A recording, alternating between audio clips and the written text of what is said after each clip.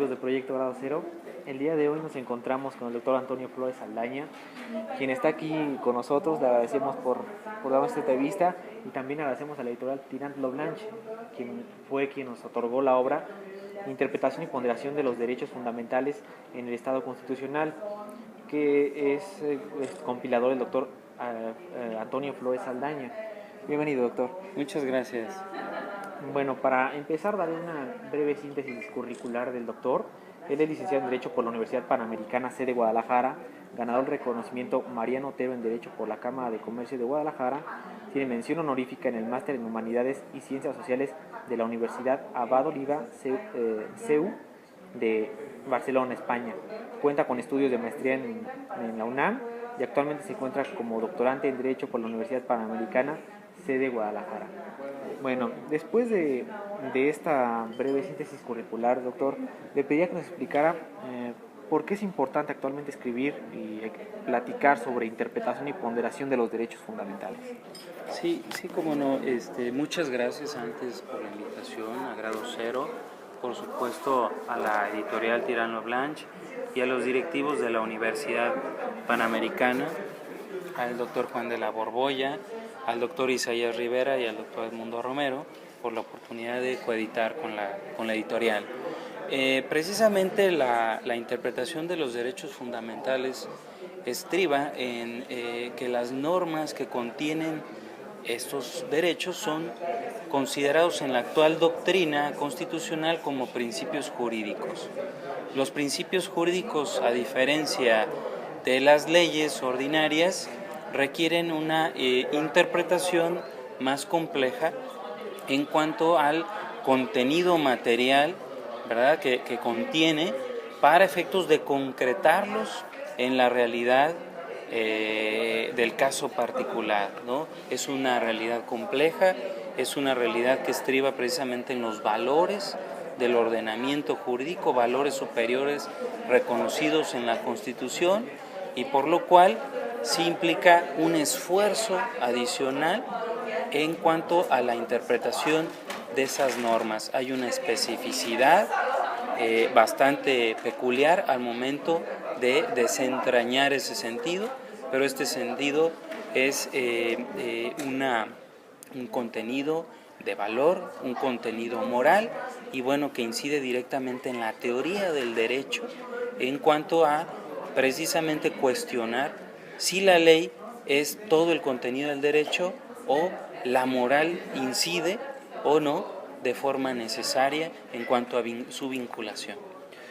Usted es coordinador de esta obra y sabemos que existen algunos participantes también muy importantes. ¿Nos podría platicar un poco cómo fue llevando a cabo la elaboración de esta obra y las dificultades que quizás pudo tener o superar en cuanto a estos autores que aparecen en la obra? Sí, claro que sí.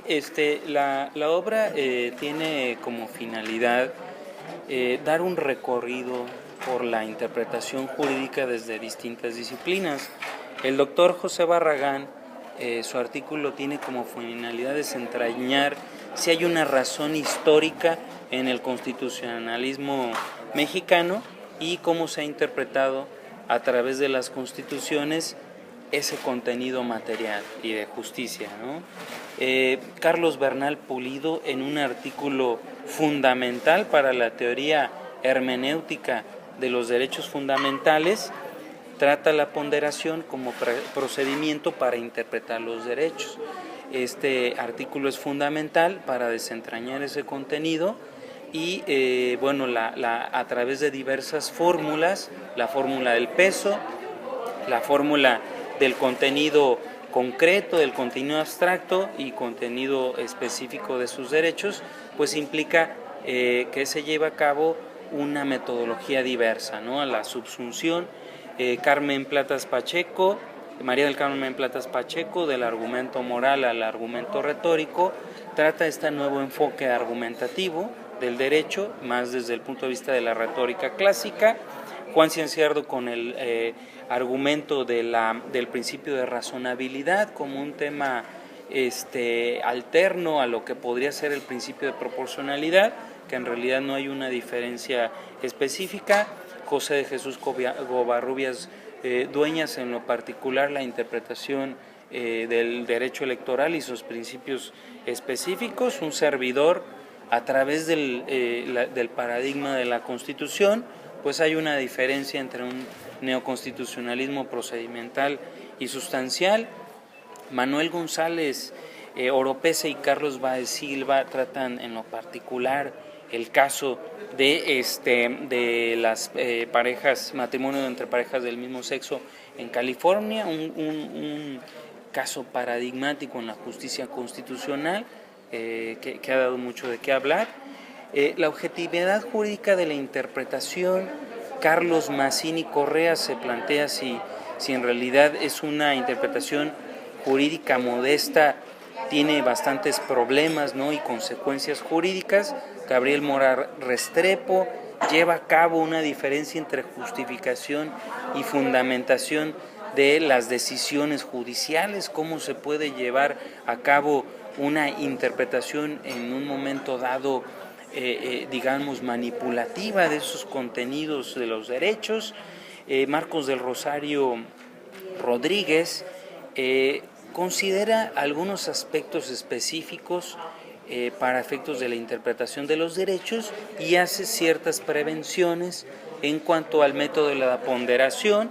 Ricardo Sepúlveda considera en el artículo de las leyes orgánicas constitucionales y su incidencia en los derechos fundamentales como unas normas de carácter intermedias entre la Constitución y la legislación ordinaria.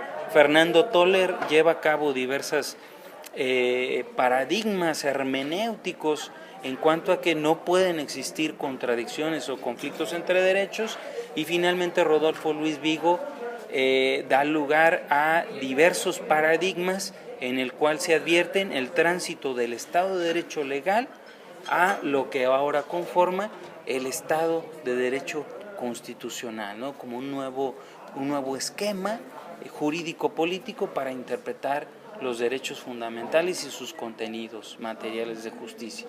Sin duda es un material interesante que tenemos en las manos, trae diversidad de temas que se relacionan completamente con esta reforma de derechos humanos que vino a modificar toda la concepción del orden jurídico, pero podríamos hablar un poco más de su ensayo, titulado Los paradigmas y la Constitución, los principios y su ponderación. Sería importante que nos explicara de inicio este concepto esencial, el paradigma. El paradigma, cómo no, desde la teoría de la ciencia o la filosofía de la ciencia, un teórico, Thomas Kuhn, en su libro La estructura de las revoluciones científicas, explica a través de ejemplos que a lo largo de la historia de la ciencia ha llevado a los teóricos a cambiar ese cúmulo de ideas, de directrices, de modelos teóricos que han servido a lo largo de la historia para solucionar los problemas. En el derecho, ese cambio de paradigma ha sido similar en la materia jurídica. Con el anterior Estado de Derecho legal, un normativismo positivista en el cual dábamos a la ley un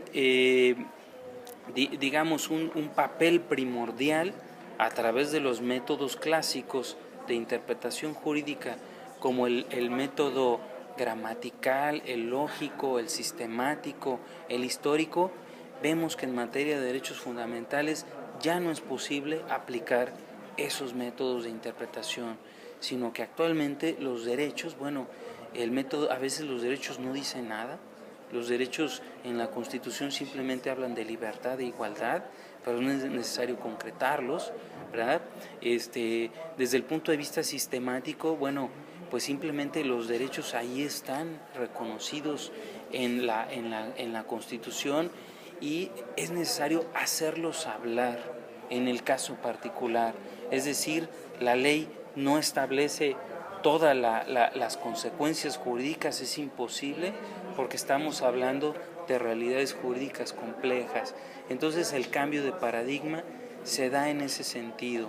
Esas directrices, esos modelos ya atrasados del legalismo, del normativismo, es necesario actualizarlos, no solamente a través de la interpretación constitucional con los derechos humanos, que se da ese nuevo paradigma a través de la reforma, y por supuesto viene aunado al control de convencionalidad, que bueno, es necesario hacer esa comparativa, ¿no? Derechos humanos de nivel interno con los derechos humanos a nivel internacional, ¿verdad? Entonces vemos cómo los paradigmas ya no solo del Estado de Derecho Constitucional Nacional se rompe, es decir, la pirámide kelseniana se ha derrumbado y el nuevo paradigma de los derechos humanos viene a romper fronteras, tanto a nivel interno con los métodos de interpretación jurídica que conlleva una interpretación compleja a través de la ponderación, y por supuesto desde el punto de vista del control de convencionalidad, ¿verdad? Solamente quiero especificar que la interpretación el modelo interpretativo de los derechos solamente trata de la ponderación, ¿verdad? Pero sí deja en el tintero la cuestión del control de convencionalidad, que bueno, a un pequeño comercial, posteriormente ya estamos preparando una obra de control de convencionalidad y decisiones judiciales que bueno, igual y posteriormente tengamos el gusto de estar con ustedes. Tratando este tema. Claro que sí. Efectivamente. Ahora, podríamos entender que este nuevo paradigma comienza especialmente con la reforma de derechos humanos, pero ¿existía algún antecedente que empiece a dar este surgimiento del paradigma? ¿Cómo no? Hay muchos ejemplos en materia de amparo. Precisamente a través de la reforma constitucional, bueno, fue ese quiebre, ¿no? Con el anterior ley de amparo, pero bueno, también a través de la reforma constitucional, ambas de junio del 2011, la constitucional de derechos humanos el 10 de junio de 2011 y la de amparo el 6 de junio, pero bueno, ya la nueva ley de amparo promulgada este año, efectivamente se han dado diversos cambios, diversas modificaciones en el ordenamiento jurídico, pero sí quiero poner mucho énfasis que ese cambio ha sido desde la práctica de los tribunales, ¿no? Desde la práctica de los tribunales constitucionales. Solamente quiero señalar un ejemplo muy claro en materia de amparo con la tesis del concepto de lo que es que ya no se pide un silogismo riguroso, ¿no? A través de la causa de pedir, ¿no? A través del argumento dentro de un agravio en el juicio de amparo, ya no se exigía ese silogismo deductivo de una premisa mayor, de una premisa menor, de una conclusión de manera rigurosa, sino que simplemente se logra advertir a través de la argumentación lo que está pidiendo el quejoso. Yo podría digamos, mencionar en el caso de nuestra justicia constitucional cómo a través de las interpretaciones se va dando un aspecto más abierto a la argumentación jurídica y con ello precisamente a la argumentación de los derechos fundamentales para su concreción en las sentencias de los jueces, ¿no? Y por supuesto, a través de esos paradigmas va influyendo en el legislador, va influyendo en el constituyente, como lo fue la reforma de derechos humanos, y con la actualización de nuestro más importante medio de control de constitucional, que es el juicio de amparo, ¿verdad? Entonces ese podría ser un tipo de antecedente, ¿no? Como el que se me viene a la mente más importante en cuanto a la interpretación de los derechos. Ahora, ¿cuáles serían las características de este nuevo paradigma constitucional? Sí, bueno, este nuevo paradigma constitucional podemos plantearlo desde muchas perspectivas. Yo aquí sí haría mucho énfasis, está muy de moda el término paradigma, ¿no? Está muy de moda el término hermenéutica y bueno, nos encontramos con una bibliografía abundante. Este paradigma podemos plantearlo desde dos aspectos, ¿no? Desde el aspecto de la teoría del derecho que a través de teorías como bien lo ha, de manera muy visionaria, lo ha recopilado Miguel Carbonell a través de neoconstitucionalismo, que no solamente es un neoconstitucionalismo, sino hay varios neoconstitucionalismos, ¿no? O constitucionalismos a secas, que ven desde el punto de vista teórico a la Constitución como directamente operativa, ¿no?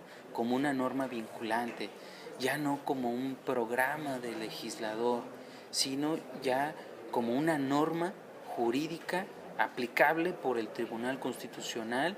Parece una verdad de perogrullo, pero tuvo que un libro importantísimo de Eduardo García de Enterría, que señala la Constitución como norma, y el Tribunal Constitucional señala esta especificidad que las normas constitucionales aplican y son invocables en tribunales, ¿no? Y bueno, desde el punto de vista de la práctica de los tribunales, yo señalaría la gran compilación y el legado que ha dejado el primer discípulo de Héctor Fixamudio, Eduardo Ferrer Magregor, ¿no? A través del derecho procesal constitucional, que es la doctrina, como buen procesalista, de nuestro medio de control de constitucionalidad más importante, que es el juicio de amparo, y su vinculación directa con la sistema regional de protección de los derechos humanos, como lo es la Corte Interamericana de los Derechos Humanos, a través de el tan actual control de convencionalidad, ¿no? Ahí mucho se lo debemos a don Sergio García Ramírez, el adoptar esta teoría bastante actual que viene a consolidar ya una doctrina firme y a entrar en nuestro torrente sanguíneo de nuestro ordenamiento jurídico fundamental, la aplicación de los derechos humanos, ¿verdad? Entonces yo vería desde ese punto de vista teórico al neoconstitucionalismo, a todos los constitucionalistas que ya he señalado con Miguel Carbonell en sus compilaciones, y bueno, no señalar también a Ferrajoli, ¿verdad?, que es garantista. Hay ciertas diferencias, habría que matizarlas, y bueno, Eduardo Ferrer Magregor, ¿no?, como precisamente sus paradigmas desde el punto de vista de la teoría constitucional, de la teoría del derecho y del derecho procesal constitucional. Yo pondría en la mesa esos dos paradigmas fundamentales que han modificado de una manera totalmente crucial nuestro ordenamiento jurídico fundamental, ¿verdad?, a través de la reforma de derechos humanos y de la ley de amparo. Ahora, uno de los puntos de vista que se utiliza bastante para explicar el derecho actualmente y casi aceptado por la mayoría de los neoconstitucionalistas es la utilización de los principios. ¿Nos podría decir las características de estos principios y su diferenciación con las normas? Sí, cómo no. Bueno, esta dentro de mi artículo, El paradigma de la Constitución, nos preguntamos si hay un neoconstitucionalismo sustancial o procedimental. Precisamente doy un concepto, intento conceptualizar, que bueno, es un poco arriesgado en estos momentos de la analítica, de la teoría analítica del derecho, ¿no?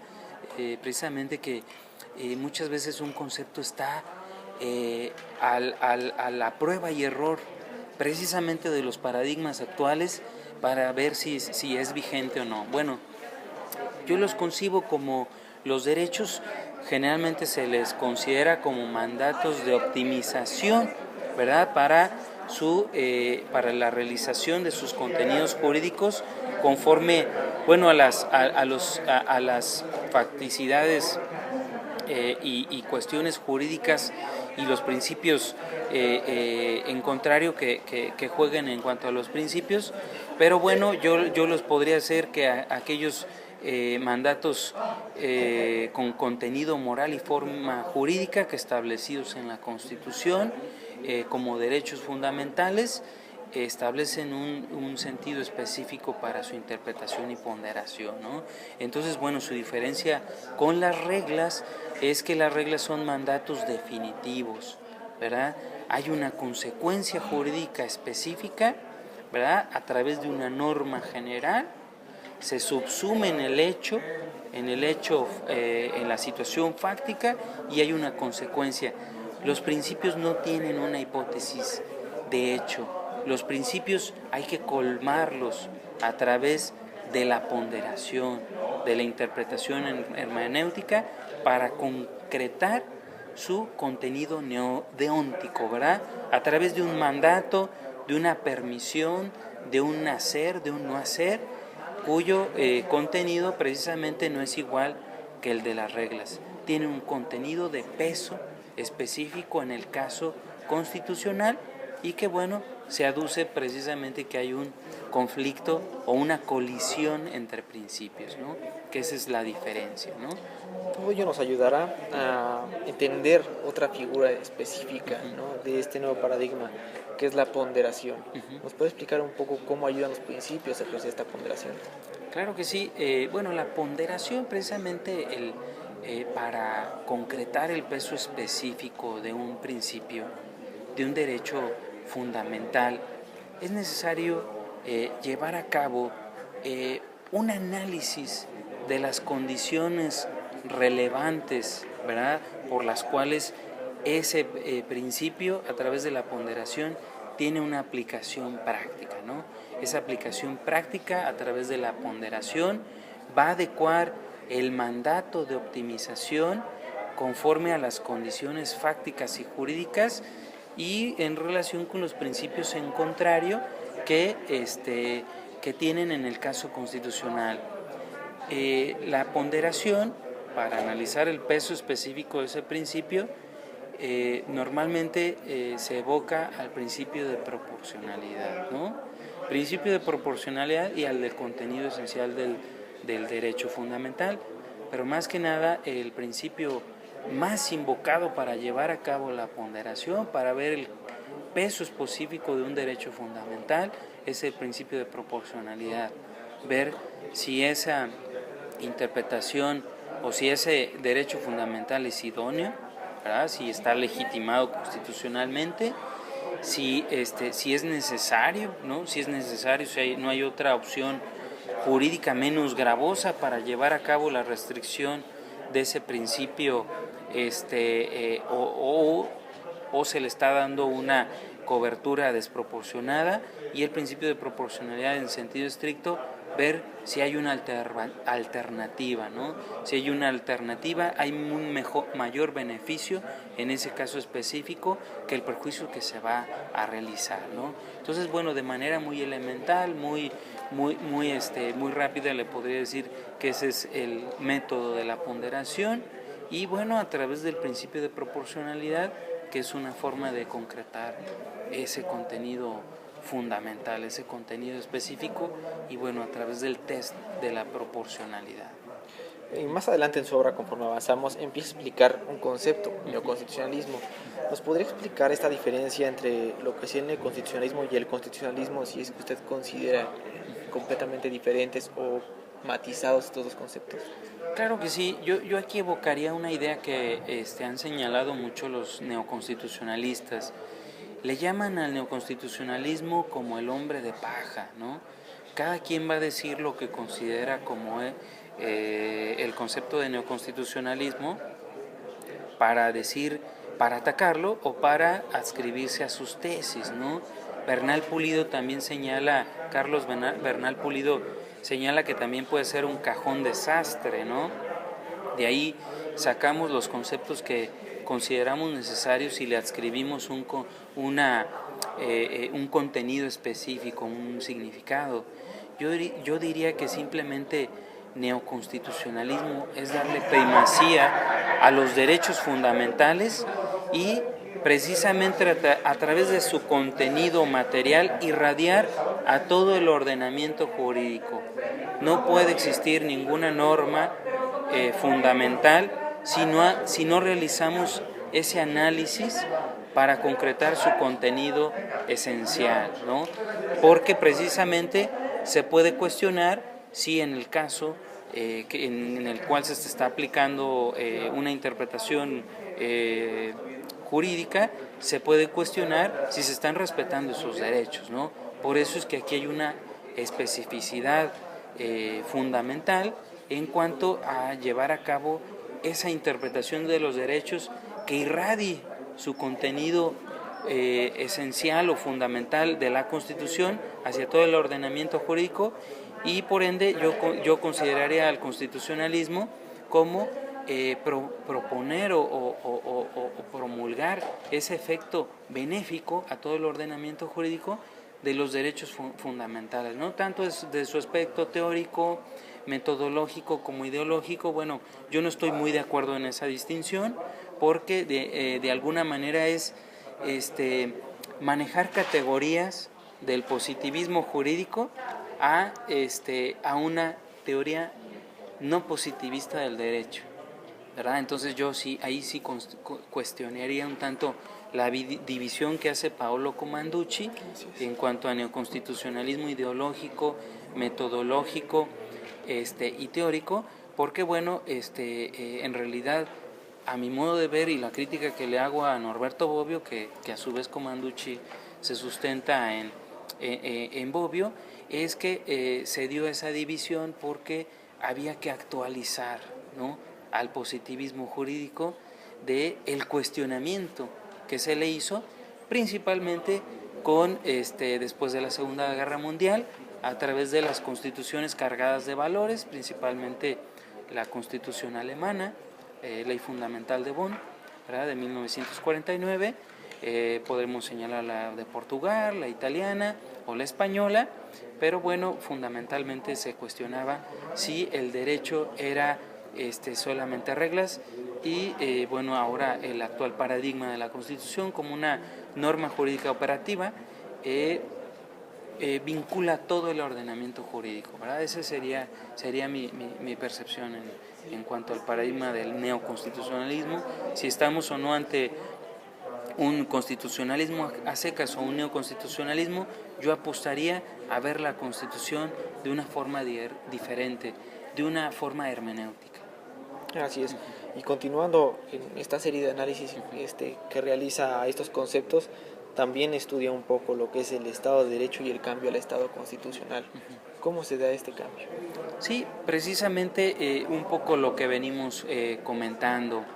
El Estado de Derecho legal era un sistema o un modelo jurídico político que era funcional para la teoría decimonónica, ¿no?, de la interpretación jurídica y del normativismo kelseniano. Vemos que esas categorías ya no funcionan desde muchos puntos de vista, desde la teoría, de la ciencia, del sistema jurídico sobre todo. El sistema jurídico del Estado de Derecho legal era un sistema jurídico de carácter completo, ¿no? Había la idea de una completitud, es decir, que no había lagunas en el ordenamiento jurídico, y que por ende todas las respuestas estaban en la ley, ¿no? Simplemente Montesquieu decía que el juez era un ser inanimado que pronunciaba como la boca de la ley, en el cual no había ninguna otra interpretación, ¿verdad?, sino más que la interpretación de la ley. Entonces, ¿qué viene a ser el paradigma de la Constitución? Es el paradigma de los principios. Los principios ya no están contenidos en la ley, sí pues están reconocidos y pueden estar conforme a la Constitución a través de la interpretación conforme, ¿no? Pero el ordenamiento jurídico es imposible que todas las respuestas estén en la ley, ¿no? Por eso ya no es completo.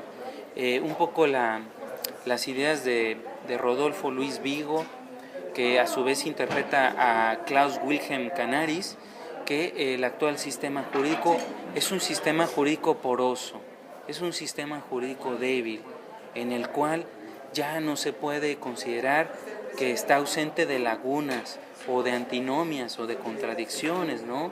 ya no es completo, el ordenamiento jurídico puede contener lagunas, y esas antinomias que contiene, precisamente a través de la ponderación, es necesario concretar su especificidad, ¿no? Entre dos principios, ponderar, yo diría a través de una postura no conflictivista, sino prudencial, coherentista, armónica, ¿no? Diría también Habermas, encontrar la norma más adecuada, ¿no? Interpretando a Klaus Gunther, que bueno, ahí se dividen entre conflictivistas, no conflictivistas. Yo preferiría un no conflictivismo, pero de carácter prudencial, ¿no?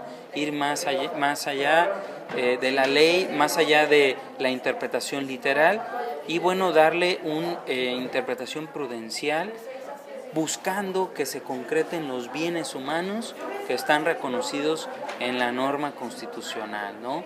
Precisamente a través de la prudencia jurídica. La prudencia jurídica viene a ser reconocer en las normas que hay valores, hay principios, bienes humanos que están reconocidos en la Constitución, y su concreción precisamente apela a una cuestión de razón práctica, ¿no?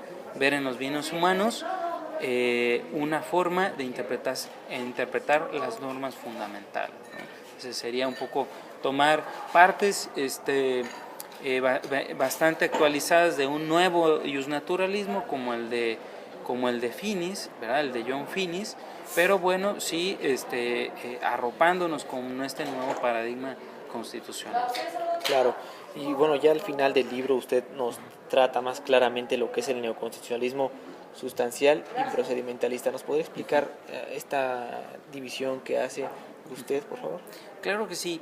El afán de hacer esta distinción, y como precisamente lo señalo en las conclusiones, no es proponer que se abandone todo esta impronta constitucional de la argumentación jurídica, ¿no? De Robert Alexy, con bastante influencia en Habermas, en la ética discursiva, ¿no? Precisamente la ética discursiva es una filosofía moral que nos brinda bastantes luces para percibir que a través del consenso intersubjetivo, a través de la acción comunicativa, podemos llegar a verdades, ¿no? Pero sí verdades aproximadas en lo que podemos estar de acuerdo entre los participantes del discurso jurídico, para efectos de llegar a una verdad correcta intersubjetivamente, ¿no? Si seguimos las reglas del discurso, ¿no? Qué bueno que ambos vamos a ser, digamos, conscientes de que lo que yo voy a decir me lo voy a creer yo mismo, ¿no? De que voy a ser coherente con lo que voy a argumentar, y que por esas razones voy a obligar a mi contraparte, pero que en el mismo sentido yo pudiera resultar obligado, ¿no? Entonces ese elemento de coherencia, ¿no? De coherencia en mi discurso, da pie o da lugar a través de un nuevo imperativo categórico, ¿no? El nuevo imperativo categórico, como lo señalo al final del libro, es que no vuelva a ocurrir algo semejante como Auschwitz, ¿no? Auschwitz vino a marcar un paradigma fundamental que cambia nuestra concepción de lo que es el derecho, hasta dónde puede llegar el hombre a autodestruirse, ¿no? Entonces un poco la prevención que hacemos como una advertencia de la historia. El consenso no lo es todo, ¿verdad? Sin embargo, puede a través del consenso ser un inicio para llegar a una verdad, si tú quieres, intersubjetivamente vinculante, pero vámonos a lo sustancial, a los bienes humanos, que está en juego en realidad, porque si nos podemos saber, Hitler llegó al poder por consenso, ¿verdad? Por consenso. Entonces, si nos ceñimos en el consenso de los legisladores o de una mayoría transicional de jueces o de expertos, pues bueno, el derecho va a ser consensual y vamos a reducirlo todo al consenso de los participantes del discurso. Hay que ir más allá, ¿verdad? Hay que ir también a una ética de bienes, a una ética de lo bueno y no precisamente a una ética de normas, ¿no?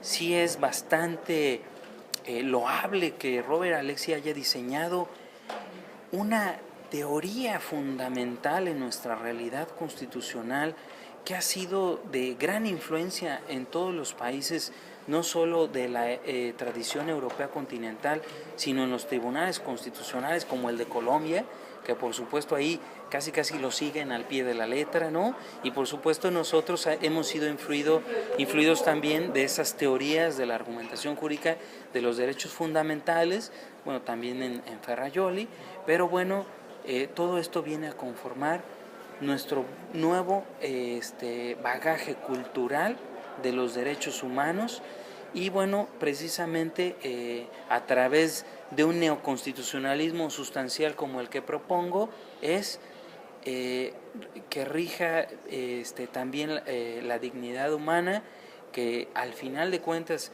se determine un consenso intersubjetivo, pero que el último test sea apreciar si se está respetando la dignidad humana de la persona, ¿no?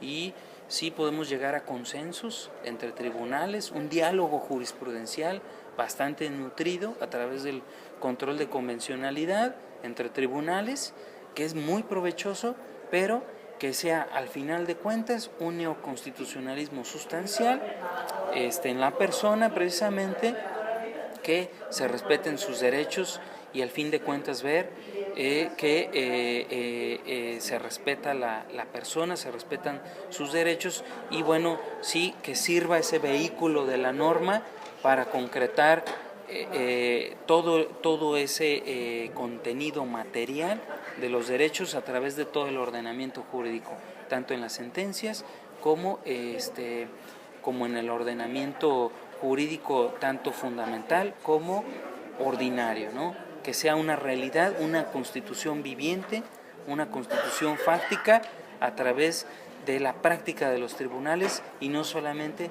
sea una buena teoría lo que se propone, sino una adecuada concreción y que sea realidad, ¿verdad? La realidad constitucional en la práctica de los jueces y de las autoridades, ¿no? En todos los actos del poder público. Sí, así es, olvidarnos de incluso este lema que fue también muy dicho, ¿no? Que fue de las cosas que parecían duras de Auschwitz, ese de la ley es dura, pero es la ley. Olvidarnos de todo ello, centrarnos más en los aspectos, los principios, contemplar aquellos principios como lo menciona incluso en su libro de esta indeterminación del derecho, comenzar a través de esta intersubjetividad a determinar cada derecho en cada caso. Así es. Porque eso va a hacer que respete la dignidad de las otras personas, de todas las personas. No sé si tenga alguna consideración final, doctor. Bueno, simplemente ver las plumas que escriben en el libro, son juristas con bastante prestigio, ¿verdad? Todos los que ya he mencionado y bueno, vienen precisamente a hacer un diálogo intersubjetivo, ¿no? En cuanto a filósofos del derecho con vocación de constitucionalistas o constitucionalistas con vocación de filósofos que se unen en un debate fructífero que precisamente es el derecho de principios, ¿no? Un derecho de principios que la pretensión primordial es que gane realidad en la práctica de los jueces, de los abogados, de los juristas, para el efecto de que se respete precisamente las libertades, que sea cada vez más garantes. Si hay un activismo, digamos, idóneo de los jueces, es el activismo que gira en torno al beneficio de la persona, ¿no? Y no tanto de vigilar las formas jurídicas, ¿no? Sino un paradigma fundamental como el de Conrad Hesse, la concordancia práctica, es lograr que todos los derechos se apliquen, pero respetando su identidad, esa concordancia práctica, ¿no? Y yo le diría concordancia práctica prudencial, ¿no? Que se respete el contenido inmanente de los derechos y un contenido relacional para que sea una eficacia conjunta y armónica, que es precisamente el respeto de los derechos. Doctor, muchas gracias por esta explicación que nos ha dado acerca de este libro, que sin duda pues despertará interés, no nada más en estudiantes, sino también en profesionistas. Agradecemos mucho su presencia, agradecemos también a la editorial Tirant Blanche por habernos donado este libro y poderlo tratar con ustedes. Asimismo, pues lo recomendamos que lo adquieran. Vienen grandes autores, entre ellos el doctor Antonio Flores Saldaña, que nos explica este tema, un tema amplio, incluso abarca gran cantidad de la obra, pero sin duda van a gozar esta lectura y van a entender completamente lo que es el neoconstitucionalismo, ¿no? Quitarnos aquellas ideas que quizás no entendemos cuando tenemos un primer acercamiento. Es un libro excelente para entenderlo. Agradezco nuevamente, doctor, muchas gracias. Gracias.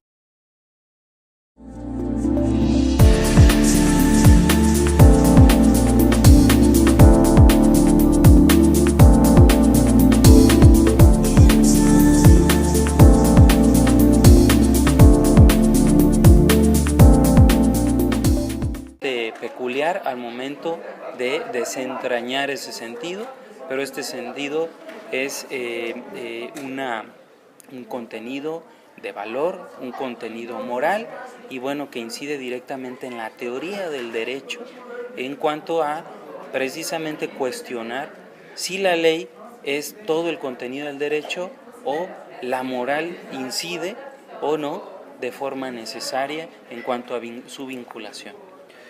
Usted es coordinador de esta obra y sabemos que existen algunos participantes también muy importantes. ¿Nos podría platicar un poco cómo fue llevando a cabo la elaboración de esta obra y las dificultades que quizás pudo tener o superar en cuanto a estos autores que aparecen en la obra? Sí, claro que sí. La obra tiene como finalidad dar un recorrido por la interpretación jurídica desde distintas disciplinas.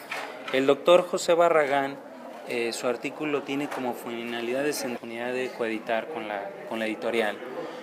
Precisamente la interpretación de los derechos fundamentales estriba en que las normas que contienen estos derechos son considerados en la actual doctrina constitucional como principios jurídicos. Los principios jurídicos, a diferencia de las leyes ordinarias, requieren una interpretación más compleja en cuanto al contenido material, ¿verdad?, que contiene para efectos de concretarlos en la realidad del caso particular, ¿no? Es una realidad compleja, es una realidad que estriba precisamente en los valores del ordenamiento jurídico, valores superiores reconocidos en la Constitución, y por lo cual sí implica un esfuerzo adicional en cuanto a la interpretación de esas normas. Hay una especificidad bastante.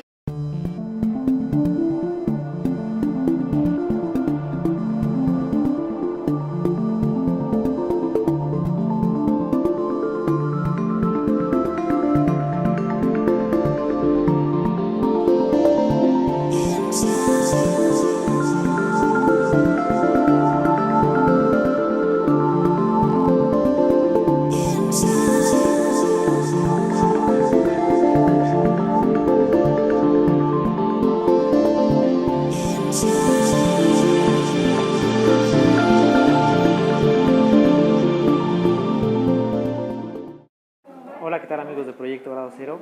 El día de hoy nos encontramos con el doctor Antonio Flores Saldaña, quien está aquí con nosotros. Le agradecemos por darnos esta entrevista y también agradecemos a la editorial Tirant Blanche, quien nos otorgó la obra Interpretación y Ponderación de los Derechos Fundamentales en el Estado Constitucional, que es compilador el doctor Antonio. Extrañar si hay una razón histórica en el constitucionalismo mexicano y cómo se ha interpretado a través de las constituciones ese contenido material y de justicia, ¿no? Carlos Bernal Pulido, en un artículo fundamental para la teoría hermenéutica de los derechos fundamentales, trata la ponderación como procedimiento para interpretar los derechos. Este artículo es fundamental para desentrañar ese contenido y a través de diversas fórmulas, la fórmula del peso, la fórmula del contenido concreto, del contenido abstracto y contenido específico de sus derechos, pues implica que se lleva a cabo una metodología diversa, ¿no? A la subsunción. Carmen Platas Pacheco, María del Carmen Platas Pacheco, del argumento moral al argumento retórico, trata este nuevo enfoque argumentativo del derecho. Flores Saldaña. Bienvenido, doctor. Muchas gracias. Bueno, para empezar, daré una breve síntesis curricular del doctor. Él es licenciado en Derecho por la Universidad Panamericana, sede Guadalajara, ganador del reconocimiento Mariano Otero en Derecho por la Cámara de Comercio de Guadalajara, tiene mención honorífica en el Máster en Humanidades y Ciencias Sociales de la Universidad Abad Oliva CEU de Barcelona, España. Cuenta con estudios de maestría en la UNAM y actualmente se encuentra como doctorante en Derecho por la Universidad Panamericana, sede Guadalajara. Bueno, después de esta breve síntesis curricular, doctor, le pediría que nos explicara por qué es importante actualmente escribir y platicar sobre interpretación y ponderación de los derechos fundamentales. Sí, cómo no. Muchas gracias antes por la invitación, a grado cero, por supuesto a la editorial Tirano Blanche y a los directivos de la Universidad Panamericana, al doctor Juan de la Borbolla, al doctor Isaías Rivera y al doctor Edmundo Romero por la oportunidad